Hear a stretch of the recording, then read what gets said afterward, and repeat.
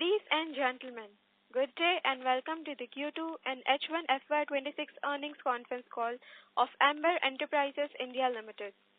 As a reminder, all participant lines will be in the listen-only mode, and there will be an opportunity for you to ask questions after the presentation concludes. Should you need assistance during the conference call, please signal an operator by pressing star, then 0 on your touch-tone phone. I now hand the conference over to Mr. Jasbir Singh, Executive Chairman and CEO, and Whole-Time Director of Amber Enterprises India Limited. Thank you, and over to you, sir. Hello, good morning all. On the call today, I am joined by Mr. Daljit Singh, our Managing Director, Mr. Sudhir Goyal, Group CFO, Mr. Sachin Gupta, CEO of our RAC and CAC Division, and Whole-Time Director, Mr. Sanjay Arora, Whole-Time Director of IL JIN Electronics. We have uploaded quarterly presentation on the exchanges, and I hope everyone had an opportunity to go through the same. To begin with, we sincerely appreciate the GST reform by Government of India and the reduction of rate from 28% to 18% on RAC. The move will strengthen the industry growth by enhancing affordability, driving deeper penetration, and supporting premiumization. Let me take you to the quarterly performance.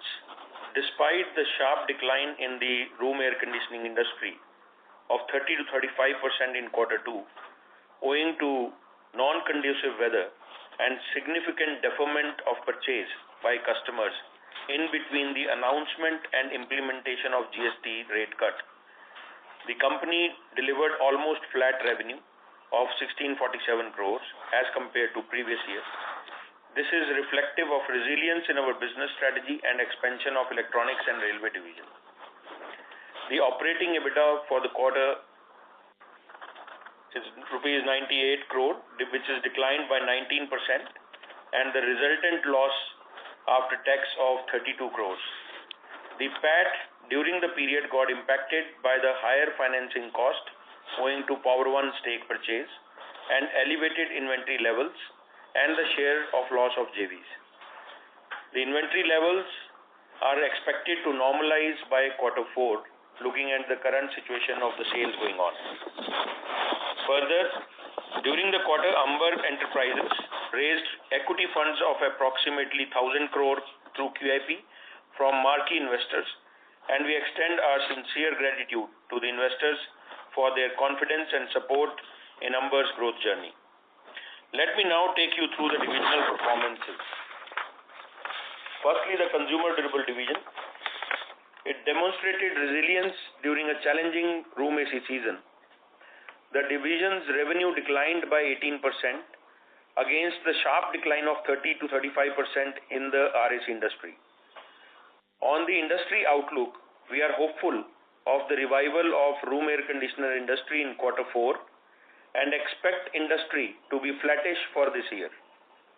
We remain optimistic that this division, Consumer Durable Division, should grow in the range of 13 to 15% for the year, driven by diversified product offering, adding wallet share within existing customers, expanding component businesses, and expanding product baskets. Commercial AC vertical continued the strong growth momentum during the year. Further, strategic cooperation agreement between GMCC is in place, ensuring consistent compressor supplies for the 3 years as per our plans. In essence, subject to weather, we are hopeful for this division to touch more than double-digit growth for the year. Coming to Electronics Division, we secured funding of 1750 crores from marquee investors. This will empower us to pursue both organic expansion and strategic inorganic opportunities. Further, IL JIN completed the previously announced acquisition of majority stake of 60% in Power One Microsystems to emphasize its prominent player in rapidly growing battery energy storage systems, solar inverter space, including on-grid, off-grid and hybrid solar inverters, EV chargers and industrial UPS, catering to customers in large public sector units and large corporates. Additionally, IL JIN, through its subsidiary, completed the previously announced purchase of controlling stake of 40.2% in Unitronics in October 25. It's an Israel-based listed company and a prominent player offering comprehensive solutions in industrial automation and control systems such as programmable logical controllers, human-machine interface, HMIs, PLCs integrated with HMIs, VFDs and software solutions.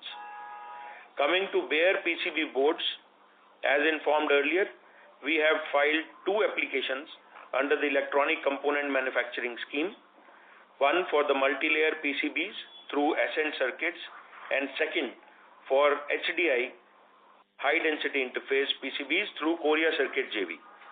We are pleased to announce that our application for Ascent's multi-layer PCB project has been approved under the ECMS scheme with an investment of 991 crore planned over the scheme tenure.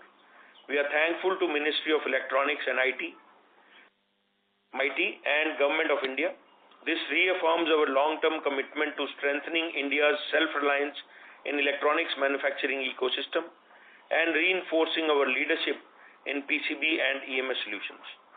While we await decision on second application for HDI PCBs through our JV with Korea Circuit, which is also expected to be announced soon. Moving to performance, the division continued the growth trajectory for H1 FY26 with revenue of 1409 crore, reflecting growth of 60% and operating EBITDA of 88 crores, increase of 30%, driven by both PCBA and PCB verticals. And on quarterly basis, the revenue of the division grew by 30% and operating EBITDA by 5%. In the PCB vertical, the slight movement in margins are due to raw material cost increase of copper-clad laminate by 13% and gold price increases. Due to price variation clause with our customers, we are hopeful of revival of the margins in Q4. We expect this division margins to be in the range of 8 to 9% by the year end.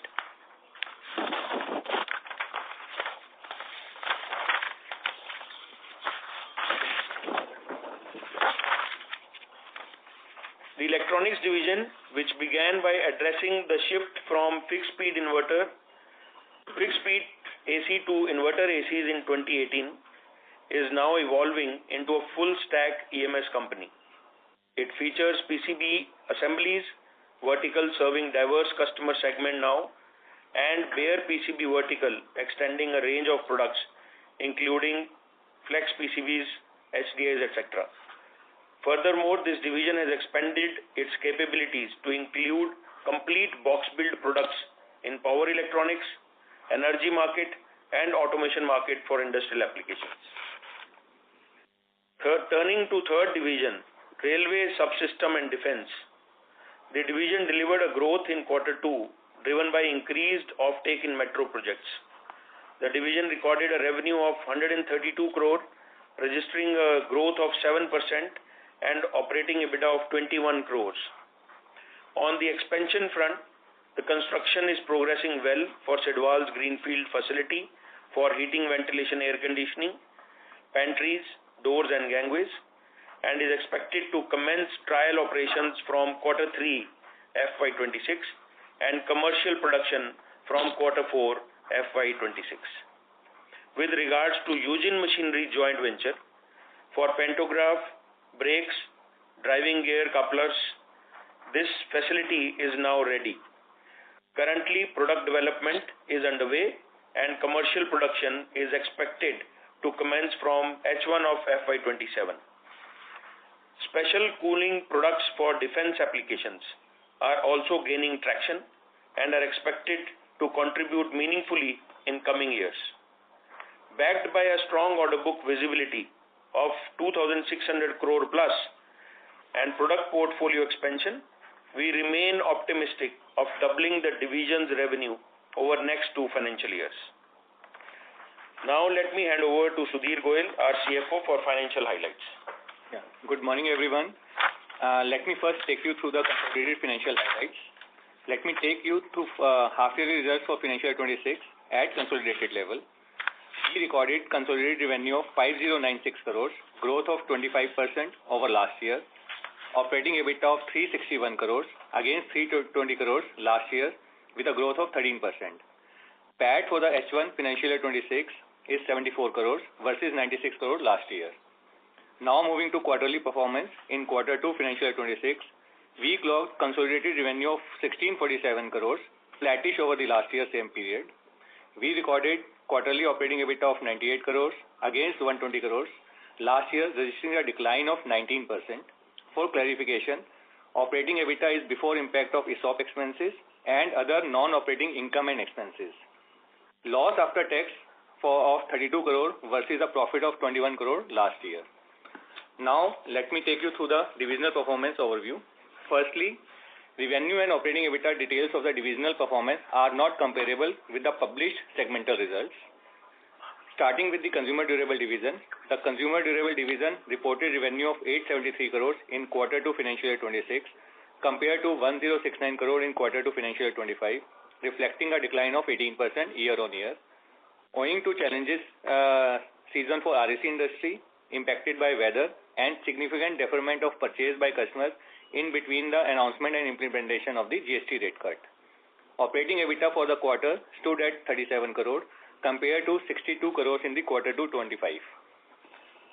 Coming to the Electronic Division performance, the revenue for the quarter increased to 642 crores in Q2 financial year 26 compared to 492 crores in the same quarter last year, reflecting a robust growth of 30% year-on-year.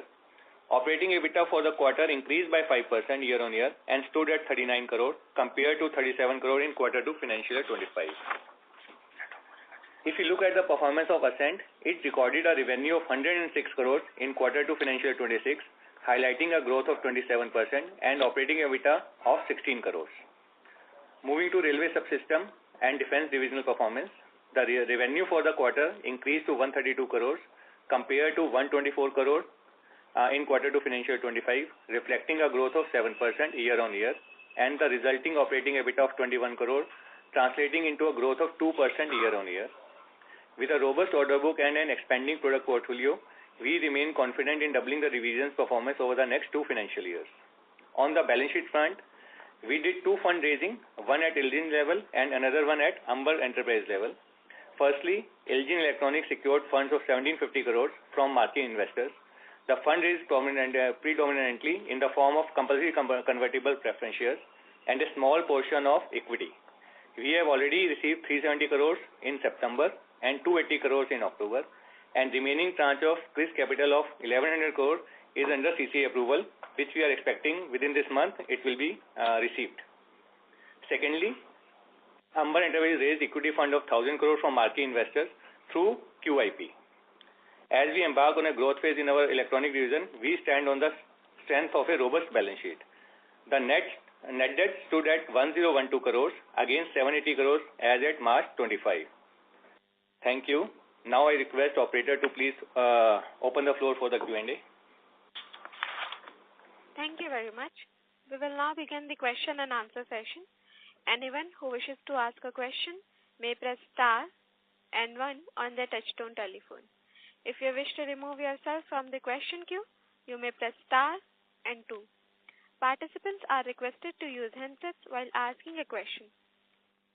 In order to ensure that the management will be able to address questions from all the participants in the conference, kindly limit your questions to 2 per participant. Should you have a follow-up question, please rejoin the queue. Ladies and gentlemen, we will wait for a moment while the question queue assembles.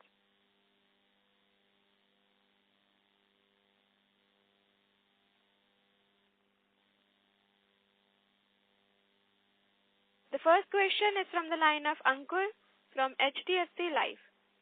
Please go ahead. Yeah, hi sir. Hi Jaspreet ji. Good morning.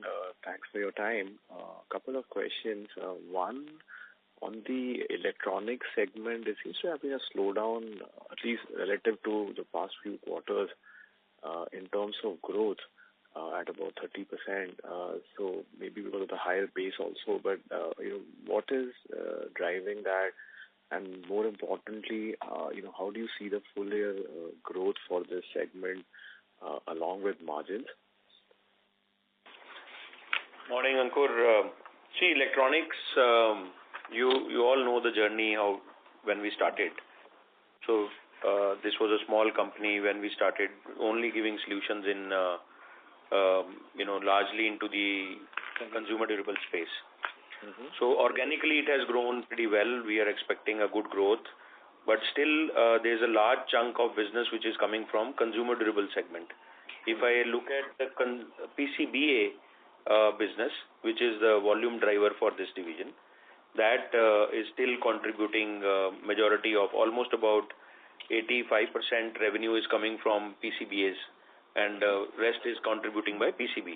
And in PCBA, almost 58 to 60% revenue is still consumer durable. We are gradually building the businesses vertical by bringing automobile, by bringing energy meters, by bringing defense applications, and by building telecom and other product category, which is ramping up gradually. So because consumer durable quarter has not done good, and primarily air conditioners was a big dissuader, where ILJIN is one of the leading players supplying printed circuit board assemblies for all the air conditioning suppliers, majority of them. And that's the reason why you're seeing the dip in the growth. That's the main prime reason. But otherwise, if you look at the way we are building the stack, organically we are building a PCBA stack, which is growing pretty well, when we started it was 300 crore. Last year it was about 1800 crore. We are expecting it to be crossing almost touching 2450 or 2500 crore organically. Then PCB also is growing pretty well, printed circuit boards. You all know the story what we have done in the PCB. And now we have added power electronics box build products and industry automation products.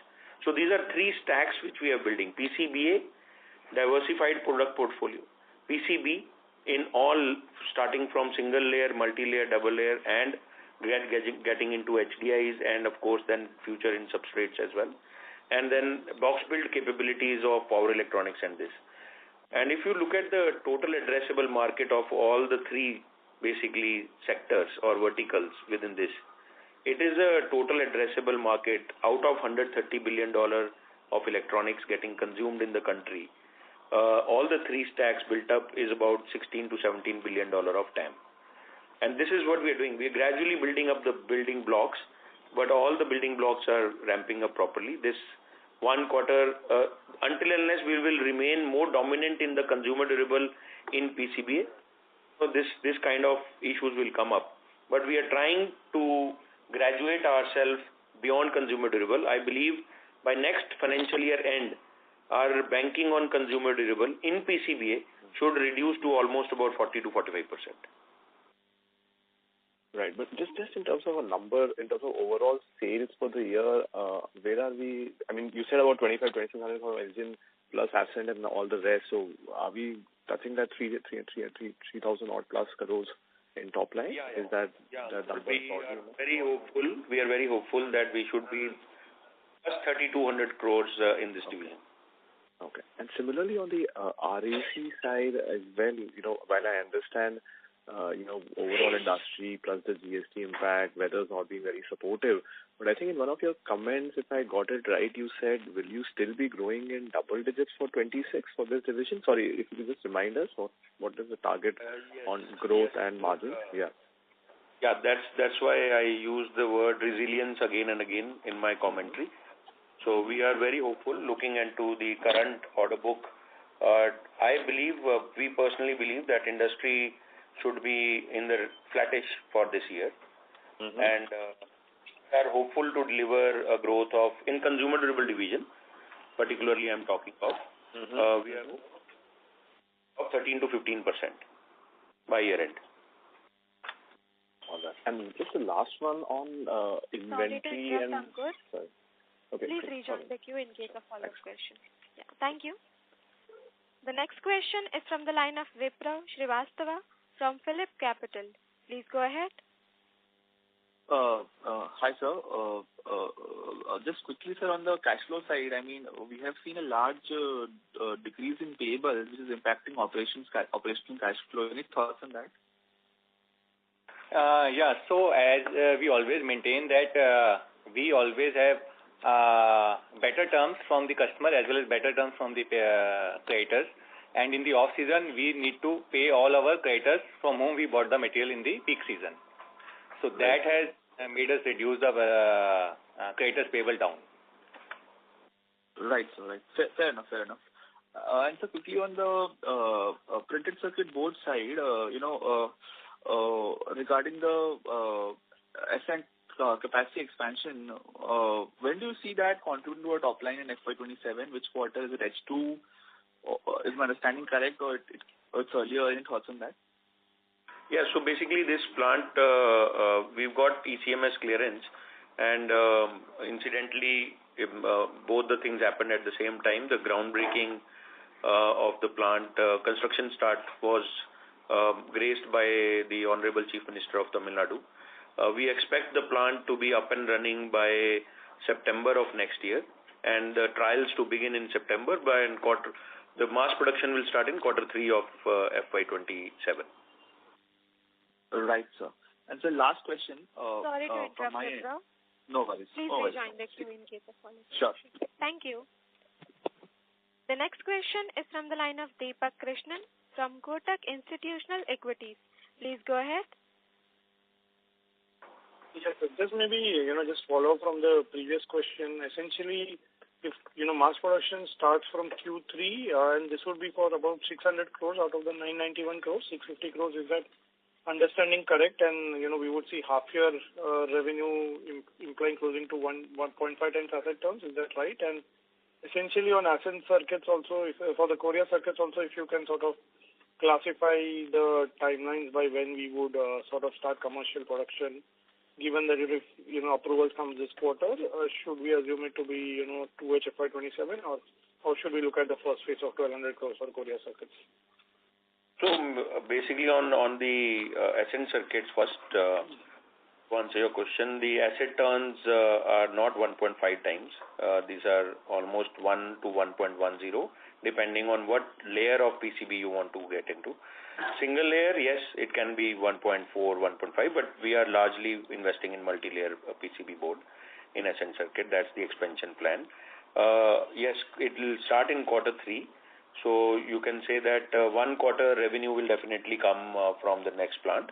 As far as Korea circuit JV is concerned, which is we are expecting the cabinet approval by UP government within this month, and the land has been allotted. That LOI has been given. Post that, the land will be handed over to us, and then the construction process will start. And parallelly, we are also awaiting the next round of approval cycles, which is still to come from the MITI, because MITI is flooded with applications. So they have cleared only first 4 applications, under which we were one of the players who got approval. And we are expecting that both the things from UP government as well as this should be happening by next month or so. And that's when the plant will start construction. So if everything goes well and planned, we are hopeful that by January we should be starting the construction of that plant. It will take exactly 1 year for the full plant to be commissioned, and then the trials to be begin. So you can coordinate accordingly that from FY27-28 the revenue should come in player on the balance sheet. Sure, and maybe just on your EC growth that you still expect, about 13 to 15% growth in the consumer durables business. Essentially, do you also see any impact of pre-buying that is sort of helping you in any form, or do you think this is essentially going to be very Q4 heavy with Q3 still seeing a lot of inventory in the system? So, this is really more of a Q4 impact where the growth will sort of come through. Actually, in consumer durable, we not only have a room AC, which is there, but we have other components business also, which is growing pretty fine. And that's the reason why we are very confident that we will deliver 13 to 15% growth. And the commercial air conditioner part is also playing a very positive role. We have now created the whole range of commercial air conditioners till 17.5 tons, including cassettes and tower types, and we are bringing some new models also, which will be launched in November. and some models are getting launched in December. As far as the inventories are concerned, inventories are coming down. They were very high when the quarter one finished. Now inventories are coming down. I think it will get normalized before the start of quarter four. All these, points which I've spoken, all these factors will, make a quarter four. Normally, for air conditioning industry, quarter four and quarter one are the strongest quarters. So almost 65% sales come from quarter one and quarter four. Sure, sir. Those are my questions. I'll get back on the queue. Thank you. The next question is from the line of Dhruv Jain from Ambit Capital. Please go ahead. Thanks for the opportunity, sir. First question is on your the electronics margin. So you mentioned in your presentation that you will do double-digit margins in the next year. If you could just spell out the breakup of the PCB margins, the PCB assembly margins, and the acquisition margins that you're expecting for the next year. Well, see, PCBA, I explained you last time also. I'll repeat it now. PCBA division of ours is in the range of 5 to 5.5% range. PCB is in the range of 17 to 19% range. It varies from quarter to quarter depending on which models we are selling more. And the Unitronics company which we have added, that is in the range of 25 to 28% EBITDA range. And the Power One should be in the range of 15 to 18%. So these are the building blocks which we have done. And consolidated basis, we think that it can cross double digits by next year. So we are graduating gradually from 3% EBITDA in 2018. We have touched almost about 6-7%, and now hopeful to cross 8% or in the range of 8 to 9% range in this year, and then double digit next year. Fair enough, sir. So in the railways business, you had highlighted that the first half is going to be slightly weaker. But how are you thinking about the second half of the year and for FY27 in terms of growth, right? So if you could give any numbers, that would be great. Difficult to give numbers, but yes, we are very hopeful now since everything is almost getting into closure mode. The factories are coming to an end where the expansion is happening, and the order book is stronger enough. We have already touched 2,600 crore order book. I am expecting another 400 to 500 crore new orders to come in next quarter and next to next quarter. So we will be opening next year with a good order book in hand. I think with this point of view, we should expect Sidwal to deliver a good growth from where it is today. And that's the reason why we are again maintaining our guidance that we are very hopeful that this division will double its revenue in next 2 financial years. Okay, sir. Thanks a lot. Thank you.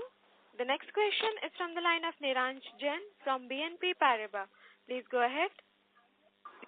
Hi, sir. Good morning. Thank you for the opportunity. Sir, my first question is again on the electronic segment margins. So if I look at the core PCB assembly business, like as you said, that the margins are generally in the range of 5-5.5%. But if I exclude the Ascent circuit, our margins have been hovering at around 4-4.5% for the last 3 quarters, which ideally should have moved up considering that we are now moving our portfolio more towards the industrials and automotives, etc. So what is contributing to this margin weakness, which ideally should have come up with this portfolio skewness? And how should we look at the margins going ahead on this? That's my first question. So anyway, I've answered this question, but I'll repeat it. They largely we got impacted because of the copper clad laminate prices got increased by 13%, which is the basic raw material for PCB, and also the gold price also went up. So that has immediately, and we are a B2B company. We have price variation clauses with all the customers, as you have seen in our other divisions also. We are able to pass on to our customer any price increase or decrease with a quarter lag. So from quarter 4 onwards, we expect the margins to bounce back. And that's the reason on the PCB front. On the PCB assembly side, we got impacted because the large part of the assembly is driven through consumer durable segment, and in that large part is coming from air conditioners. And air conditioning did not do good this time, and that's the reason. But we are very hopeful that we should be in the range of 8 to 9% range in this quarter, in this division by the year end. Sure, sir. And sir, on the Aspen Circuit facility, so we have seen like a 2-3 quarter delays now. In the last presentation, we had pointed out that we were expecting commercial productions to start by 4Q or 1Q FY27. Now we are talking about 3Q. So any particular reason why it's like a 2-3 quarter delays on this front? One, actually, there were two, factors which got this delay.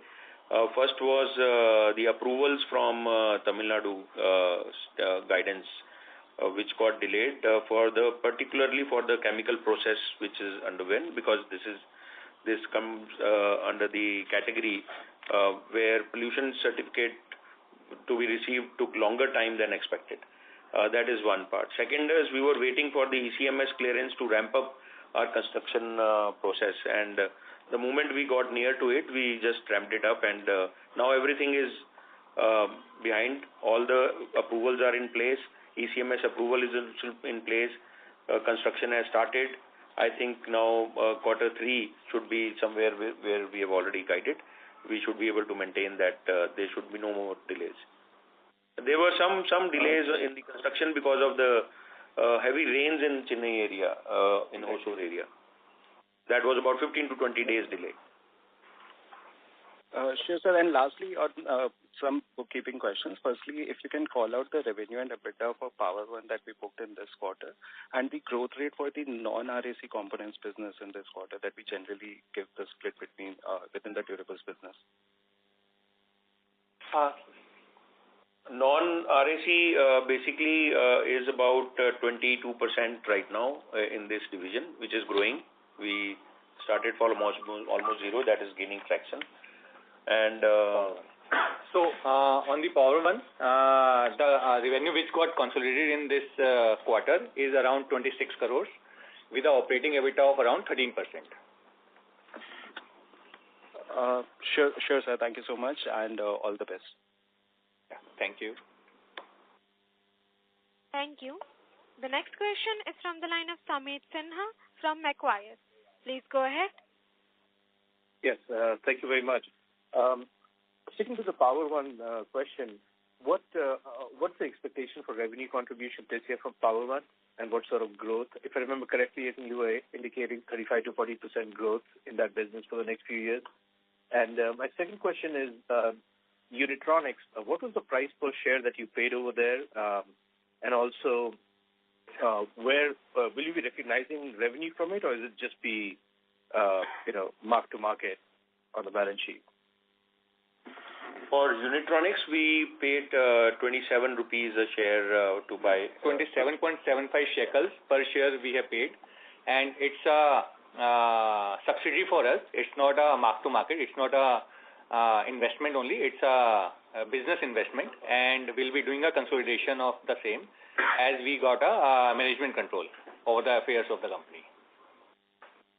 And okay. Power One is expected to deliver. Your second question was regarding Power One. Power One is expected to deliver in the range of 265 to 275 crores this year. We've started consolidating from 5th of August onwards. So on a pro rata basis, the numbers will get consolidated in this. But next year, we are expecting a decent growth in this sector. All right. Thank you very much. Thank you. The next question is from the line of Praveen Sahai from PL Capital. Please go ahead. Yeah, thank you for the opportunity. My first question is related to the gross debt. So around 2,500, 2,600 odd crore. Out of that, around 700 odd crore is related to the Elgin or the subsidiaries.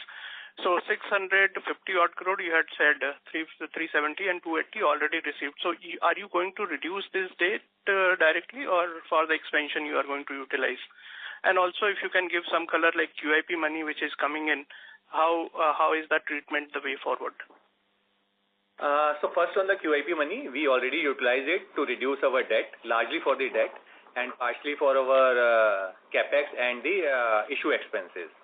On the ILJIN front, where we already received 370 crore by September and 280 in October. So these the money which we have received is largely used for the acquisition currently. This 1100 will be keeping some part in the war chest for the future expansion, and balance we'll use it for the reduction in the debt as well. So we are not going to see a significant reduction in the debt from here onwards, from September 25 onwards. On the net debt level, yes, there will be a significant reduction, and we are hopeful that by year end it should be cash positive by year end. And in terms of the interest cost, which I'll just update, that the net interest cost after adjusting from the other income, it shouldn't be more than 20-25 CR for the H2. Okay. And the next question is related to electronics, and just a clarification because you had already given some indication on that. So the Q3 also you are expecting a margin to be at the lower level, because as you had mentioned, the Q4 you are able to pass on the higher prices in the gold and the copper clad. That's right. Yes, that's what our expectation is, because it takes time. Normally it takes, we start asking for the price increase, and it takes about a quarter, because it's a quarterly lag procedure in a B2B, and that's how the industry operates. And this holds true for the PCB and PCBA. If you would have seen our numbers from 2018, whenever the commodities have moved up, we have been able to pass on to customers on a quarterly lag. So there's always a lag of 1 quarter in between. And that holds true for PCB and PCBA. That's right, yes. Thank you, sir, and all the best. Thank you. Thank you. The next question is from the line of Mr. Achal Lohade from Nuvama Institutional Equities. Please go ahead. Yeah, good morning, sir. Thank you for the opportunity. First, on CAPEX, if you could give us some sense in terms of total CAPEX for FY26, 27 and 28, ballpark numbers. And if you could break it up in terms of the divisions, please. So, hi, Achal. This year, we are expecting a console CAPEX of between 700 to 850 odd crores. I'm giving a range because sometimes construction gets delayed and the payment gets delayed. But this is a range for the console CAPEX this year. Next year, division-wise, I can explain how it will be. For the consumer durable division, it will be in the range of around 300 crores. And if I talk about the electronics, because we are doing a large CAPEX in the PCB segment, where Ascent Circuit we already explained that in the first year we will be doing around 650 odd crores.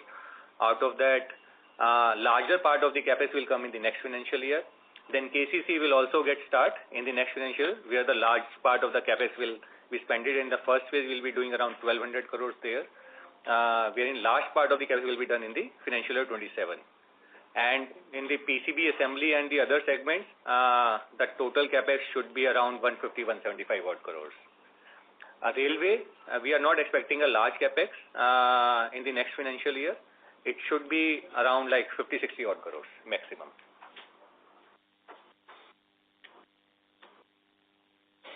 And console CAPEX in terms of total, for what number that would be for FY28?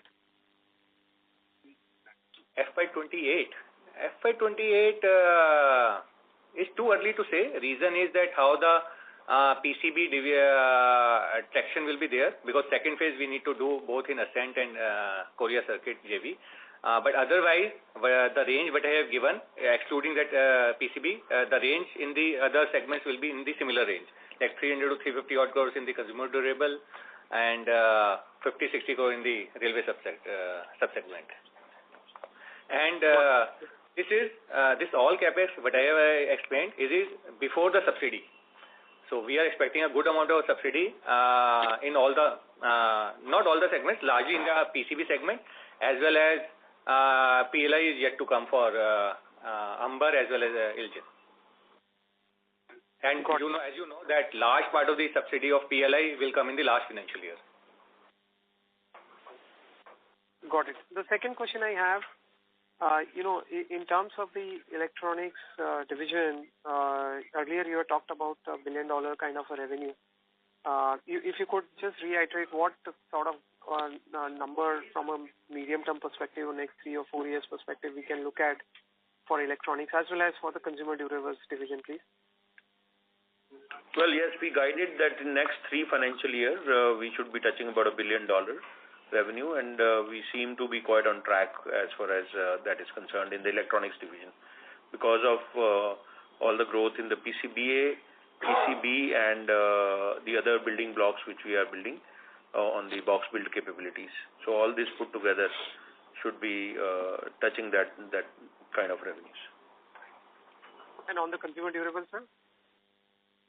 Consumer durable, it's we expect. It's difficult to give you revenue guidance. We never give any revenue guidance, but we feel that the industry is at 15 million now, and looking into the GST cut, the market should touch in the range of 30 to 35 million by next 5 years, by FY30, and looking into that, we are right now 27% of the manufacturing footprint, and we believe that we will be able to continue this share of business.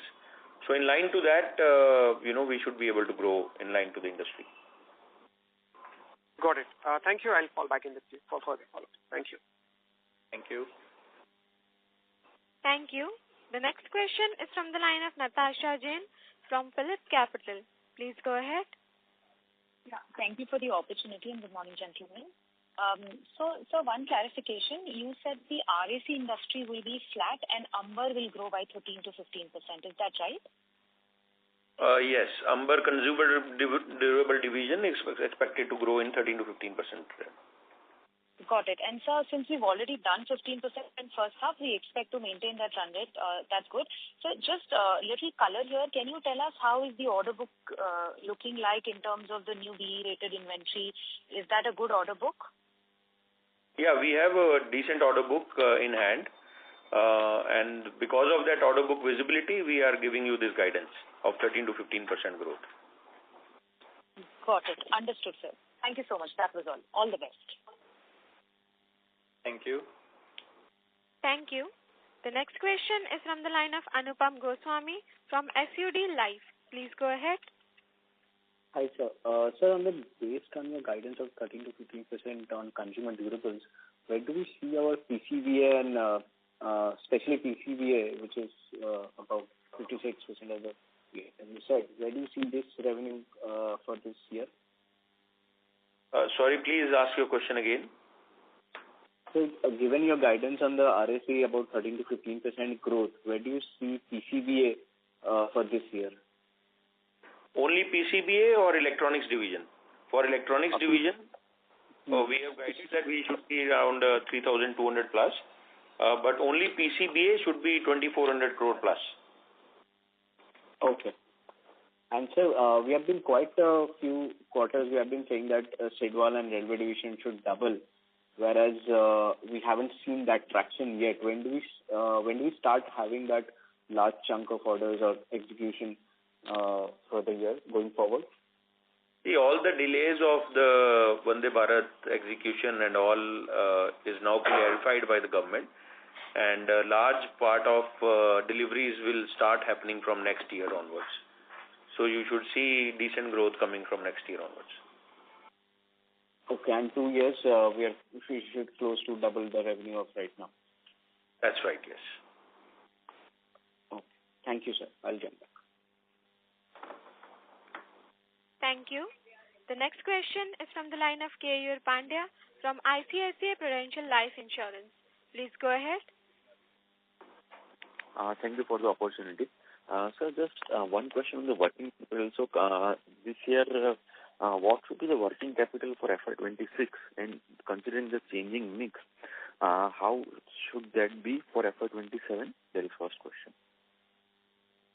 So working capital for the financial year 27 will be almost in the same range what we were having in the financial year 26. So we don't see much change in the working capital days, apart from like 2-3 days here and there. We are not expecting big change. And FY26 should be around what range?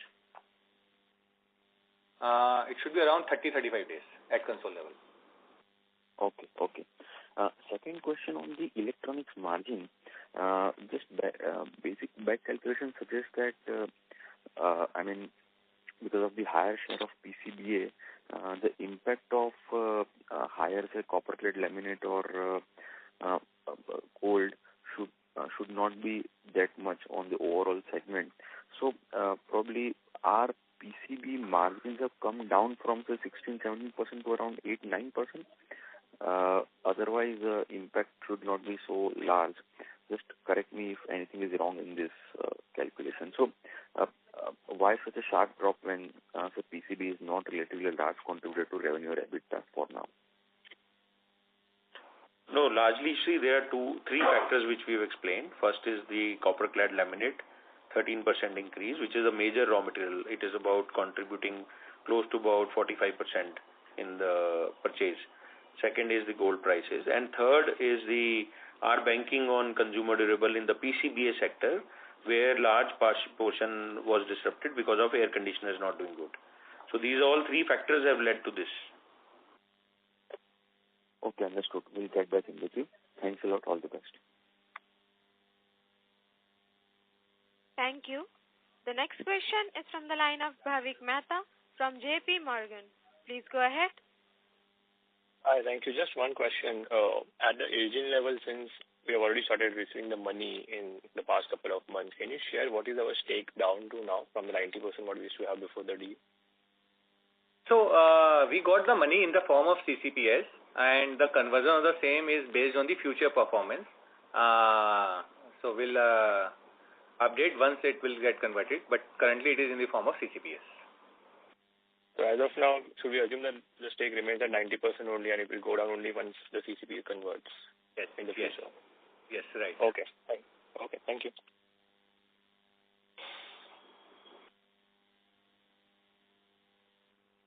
Thank you. The next question is from the line of Indrajit Agarwal from CLSA. Please go ahead. Hi, sir. Thank you for the opportunity and sorry for hopping on the margins at electronics again. So if I just do the back calculation number, it means that fourth quarter for electronics, we can see more like a mid-teen kind of margin because we get the back pay for the cost inflation over there. So would it be very lumpy in fourth quarter given the third quarter is also going to be quite weak? See, fourth quarter we'll have first full quarter for all the other box build capabilities, Power One and Unitronics, and also the PCB power, the correction on the cost side and all. So that's the reason we are hopeful that they should be in that range of 8 to 9% by the year end. Sure. And based on your current estimate, what do you think the associate or JV loss could look like in FY27? So expected loss to be in the tune between 25 to 30 CR. For the next year as well? For the current financial year. Total, fully. Next year? For FY27, what kind of number? So next year, it should come down significantly. We'll update you because there is some things are happening and we'll update you very soon in next quarter.